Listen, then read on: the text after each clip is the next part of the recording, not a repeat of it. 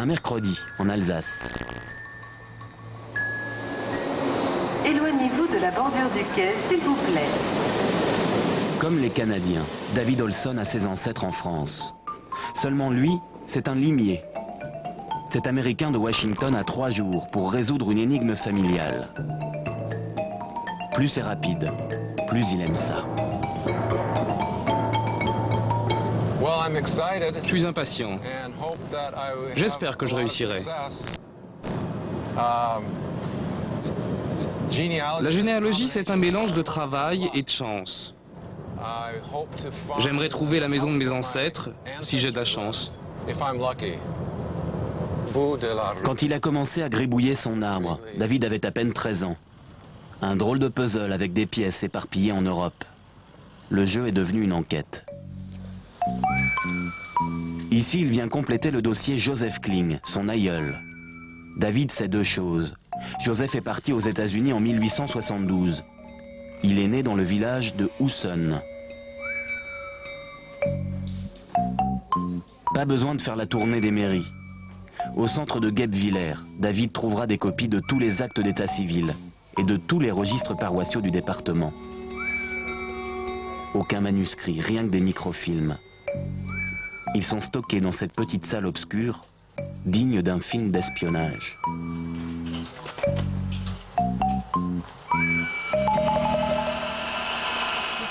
David a ses indices, comme cette institutrice à la retraite qui l'aide à déchiffrer les documents en français et en allemand.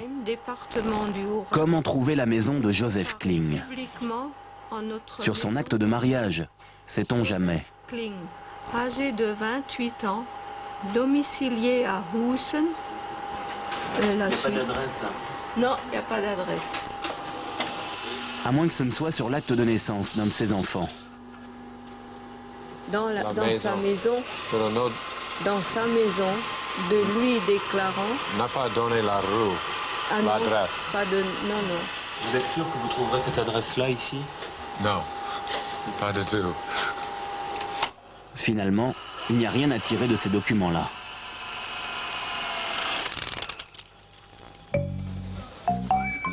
Autre piste, les passeports. Ceux qui voulaient émigrer aux États-Unis sont répertoriés dans ce registre. Joseph y a peut-être laissé sa trace. Et surtout, sa fichue adresse. Au détour d'une page, surprise. Il y a un Kling, mais pas celui qu'on croit. Je ne vois pas. Ah, Benoît. Ah, voilà. Donc on en a un là, effectivement. C'est important. Oui. Important.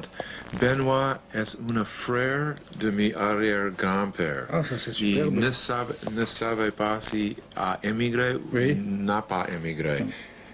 Et qu'est-ce que ça vous apporte de savoir ça? C'est une information de plus pour l'histoire de la famille.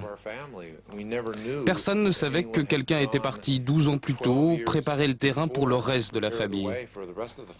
Ils sont partis aussi, vous savez. André Ganter, le directeur du centre, voit défiler depuis 10 ans des généalogistes de tout poil. Les autres sont restés à Husson. Tout le monde n'est pas comme David, du genre émerveillé. Il avait à peu près.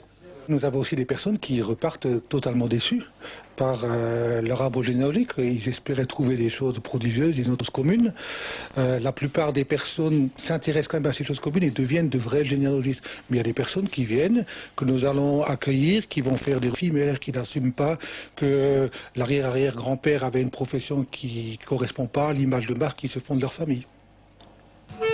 David essaye une dernière piste, celle des archives départementales, où il retrouve un second informateur. J'espère que ça va marcher, là. Qu'on va trouver ce que vous nous avez demandé. Jean-Pierre Aurem préside la société d'histoire de Husson, le village de l'ancêtre. À ce stade de l'enquête, il faut mettre le nez dans la poussière. Tirer de son sommeil un document au nom intimidant, la matrice cadastrale. C'est le bottin des propriétaires de la région, avec nom et adresse. Donc là-dessus, on va trouver, normalement, on doit trouver donc Joseph Kling. Hein. Il y a le nom du propriétaire, Kling Joseph, cultivateur, demeurant à Husson. Et il y a toutes ses propriétés, dont ici, dans la section D, village. Donc D, 260. Là, on a la maison. Donc il faut trouver ici le D 260. 200. 60. C'est ici. Cette fois, c'est sûr. 260. On touche au but. Et maintenant, on va arriver donc dans l'espèce de petite route qu'on a vue. C'est la parcelle Voilà. 260. Là, on y est. La fameuse parcelle appartient à Bertha, Marcher sur la terre de tes ancêtres. la maison de Joseph Kling. Il y a longtemps qu'elle n'existe plus. Attends. Elle a été détruite pendant une guerre, Là, travaux. la première Tiens, vas-y, Joseph. ou la deuxième. Joseph. Tu es, là, David, tu es chez Joseph, voilà. Toute cette enquête pour voir une cour. La fin est un peu rude.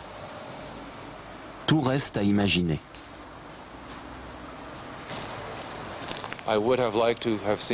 J'aurais bien aimé voir la maison, le berceau de notre famille. Marcher dans les couloirs, dans les pièces où mes ancêtres ont vécu. Il y avait sûrement du bétail, de la vigne.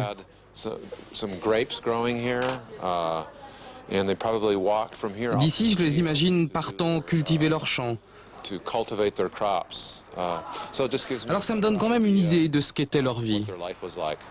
Qu'est-ce que vous pensez du fait qu'ils reviennent dans le village? Je comprends très bien, parce que moi j'aurais la même truc pour voir où habitaient mes ancêtres. Mais je n'ai pas ce problème, ils habitaient là. La mairie a prévu une brève consolation.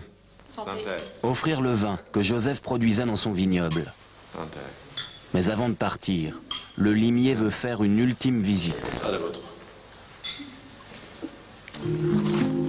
Des Kling, il n'y en a plus à Husson. Juste cette tombe, au fond du cimetière. Ce ne sont pas des ancêtres directs, mais David se contentera de vagues cousins.